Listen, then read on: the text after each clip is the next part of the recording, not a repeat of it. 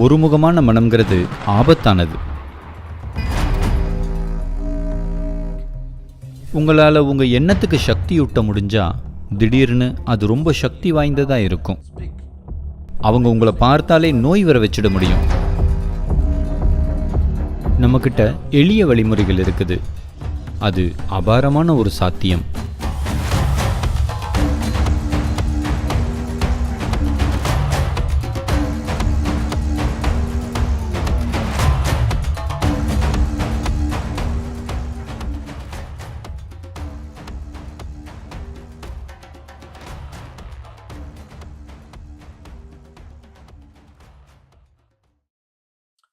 இப்படிப்பட்ட விஷயங்கள் இருக்குதா?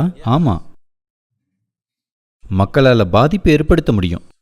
இப்ப நான் இந்த தண்ணியை எடுத்து ஒரு நிமிஷத்துக்கு பார்த்தா தண்ணியுடைய மூலக்கூறு அமைப்பு மாறும்னு இன்னைக்கு நம்ம நிரூபிக்க முடியும். இப்ப நான் உங்களை இப்படி பார்த்தா உள்ள இருக்கிற தண்ணியுடைய மூலக்கூறு அமைப்பு ஏன் மாறாம இருக்க போகுது? அது மாறும். அது நேர்மறையான விதத்துல மாற முடியும், எதிர்மறையாகவும் மாற முடியும். ரெண்டுமே முடியும். ஒருமுகமான மனம்ங்கிறது ஆபத்தானது. ஆபத்தானதா இல்லையாங்கிறது நோக்கத்தை பொறுத்தது. உங்களால் ஒரு எண்ணத்துக்கு சக்தியூட்ட முடிஞ்சா அப்போ அந்த எண்ணம் ரொம்ப சக்தி வாய்ந்ததா ஆகுது. ஒரு கோபமான மனம், காமமான மனம்,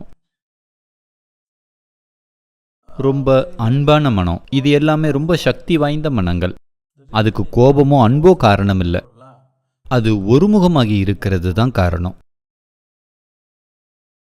ஏதோ ஒன்று ஒருமுகமாச்சுன்னா திடீர்னு அதோடைய சக்தி ரொம்ப பெருசு. இப்போ நீங்கள் இப்படி செஞ்சால் அது யாருக்கும் பாதிப்பு ஏற்படுத்தாது. ஆனால் நீங்கள் அதை இப்படி செஞ்சால் அது யாருக்காவது பாதிப்பு ஏற்படுத்தும் இல்லையா? ஏன்னா அது ஒருமுனைப்பாயிருச்சு. அதே சக்தி ஆனால் ஒருமுனைப்பானா திடீர்னு அது பெரிய தாக்கத்தை ஏற்படுத்துது. ஒருமுனைப்பான மனம் விழிப்புணர்வால் வரலாம், அல்லது ஆன்மீக சாதனாவால் வரலாம், அல்லது கோபத்தால் வரலாம். நீங்கள் ஒருத்தர் மேலே ரொம்ப கோபமாக இருக்கும்போது உங்கள் மனம் ஒருமுனைப்பாக இருக்குது. கவனிச்சு பாருங்க. அன்பில் அது கவனம் சிதறி போகலாம், ஆனால் கோபத்திலையும் வெறுப்புலையும் மனம் ஒருமுனைப்பாகுது. அந்த ஒருமுனைப்புனால அது பாதிப்பு ஏற்படுத்த முடியும். ரொம்ப தீவிரமான கோபம், வெறுப்பு, பேராசையில் இருக்கிறவங்க உண்மையாகவே ஏதோ ஒன்று மேலே மனசு குவிச்சா இன்னொருத்தருக்கு ஏதோ ஒன்று நடக்க முடியும். அது நடக்க முடியும்னு நான் சொன்னேன், நடந்தே ஆகும்னு இல்லை.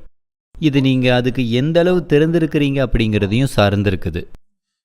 நீங்கள் உங்களுக்குள்ள சீராக இருந்தீங்கன்னா, வெளி விஷயங்கள் உங்களுக்குள்ள நடக்கிறத நிர்ணயிக்காத மாதிரி இருந்தீங்கன்னா, யார் உங்களை பார்த்தாலும் நீங்கள் அதிலிருந்து விடுதலையாக இருக்கலாம். நீங்கள் பாதிக்கப்படக்கூடிய நிலையில் இருந்தால், உங்களை சுற்றி இருக்கிற விஷயங்கள் எப்போதுமே உங்களை பாதிக்குதுன்னா, நீங்கள் அந்த மாதிரி நிலையில் இருந்தால் சிலர் உங்களுக்கு பாதிப்பு ஏற்படுத்த முடியும். உங்களை பார்த்தாலே நீங்கள் நோய்வாய்ப்படுற மாதிரி அவங்க செஞ்சிட முடியும். இது நடக்கிறதுக்கு ரொம்பவே வாய்ப்பு இருக்குது. சிலர் இருக்கிறாங்க, அவங்களால ஒருத்தரை பார்த்தாலே மரணத்தை ஏற்படுத்த முடியும். ஒருத்தரை பார்த்தாலே அவங்களுக்குள்ள பேரானந்தத்தை ஏற்படுத்த முடியும்னா, நீங்கள் விரும்பின வேதனையையும் உருவாக்க முடியும் இல்லையா? வேற சுவிட்ச், அவ்வளவுதான். இது உங்க தண்ணி பைப் மாதிரி. இப்படி திருப்பின சுடு தண்ணி வரும், இப்படி திருப்பின பச்சை தண்ணி. மனமும் அப்படித்தான். அதை பல நேர்மறையான அபாரமான வழிகளில் பயன்படுத்த முடியும்.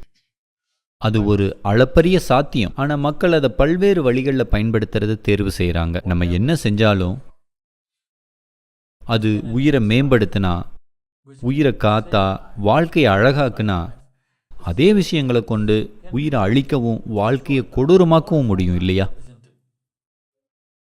தினம் தினம் அது நடக்குது.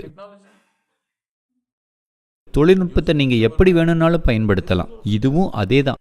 இந்த உடலையும் மனதையும் கூட அதே மாதிரி பயன்படுத்த முடியும். அதனால தான் இந்திய பெண்மணிகள் பெரிய பொட்டு வச்சுக்குவாங்க.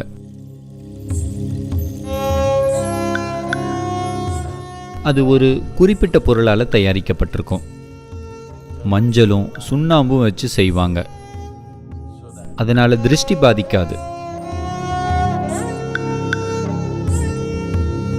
குறிப்பா ஒரு பெண் ரொம்ப அழகானவளா கருதப்பட்டா அவங்க அதை ரொம்ப பெருசாக வைப்பாங்க.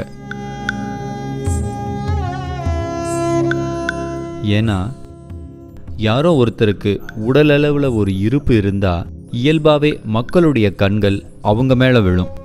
அது அவங்க ஆரோக்கியத்தையும் நல்வாழ்வையும் பாதிக்கக்கூடாதுன்னு அதை நல்லா பெருசாக்குனாங்க. அதனால் உங்களை நீங்கள் அழகானவங்களா கருதுனா நீங்கள் பெரிய பொட்டு வச்சுருக்கணும். சின்னதாக வச்சுருந்தா எனக்கு புரியுது.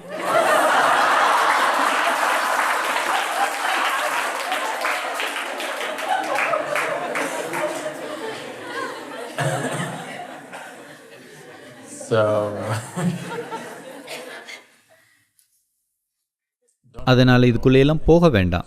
ஏன்னா அப்போ நீங்கள் என்ன யோசிக்க ஆரம்பிப்பீங்கன்னா, இப்போ எனக்கு வயிற்று வலி வந்துருச்சு ஏன்னா அவங்க என்னை பார்த்தாங்க, எனக்கு தலைவலி வந்துருச்சு ஏன்னா அவங்க என்னை பார்த்தாங்க. அந்த மாதிரி போக வேண்டாம். இதுக்கு நம்மக்கிட்ட எளிமையான வழிமுறைகள் இருக்குது. உங்களுக்கு நெருப்பு குளியல் செய்ய முடியும். நெருப்பு குளியல் தெரியுமா? அது கிளேச நாசனா அப்படின்னு சொல்லப்படுது. இது உங்களை சுற்றி சேர்ற அசுத்தங்களை நீக்கக்கூடிய ஒரு செயல். ஏன்னா உங்கள் உடல் இங்கே மட்டும் இல்லை, உங்கள் உடல் இதோட நின்றுடுறதில்ல, அதையும் தாண்டி நீளுது. கவனிச்சிருக்கிறீங்களா? ஆண்களை விட பெண்கள் இதை கூர்மையாக உணரக்கூடியவங்களா இருப்பாங்கன்னு நினைக்கிறேன். யாரும் உங்களை தொட தேவையில்லை. யாரோ ரொம்ப பக்கத்தில் வந்துட்டா மனதளவில் இது நடக்கிறது இல்லை, அது வேற விஷயம்.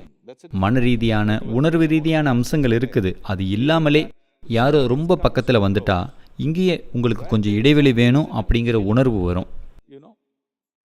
அவங்க உங்களை தொடலை, இப்படி தான் இருக்கிறாங்க. அதுவே ஏதோ தொந்தரவு ஏற்படுத்துது இல்லையா? ஏன்னா உடல் இதோட முடியல, சக்தி கொஞ்சம் அதையும் தாண்டி இருக்குது.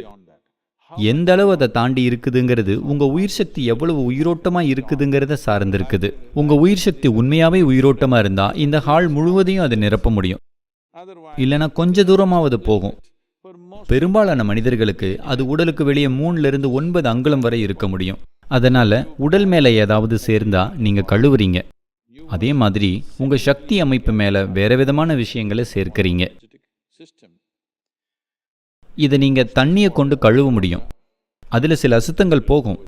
அதே மாதிரி நெருப்பு குளியல் இருக்குது. அது திருஷ்டி கழிக்கிறதுன்னு சொல்லுவோம். இது மற்றவங்க கண்படுறதால நடக்குதா இல்லையாங்கிறது கேள்விக்குரிய விஷயம்.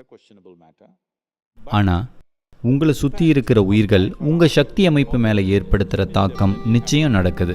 உங்களுக்குள்ள ஒரு ஆன்மீக செயல்முறை இருந்தா, நீங்க ஏதாவது கிரியா அல்லது ஏதாவது தியான செயல்முறை செய்கிறீங்கன்னா உங்களுக்கு இதெல்லாம் தேவையில்லை. ஏன்னா உங்களை உள்ளிருந்து சுத்தப்படுத்துறது எப்படின்னு உங்களுக்கு தெரியும்.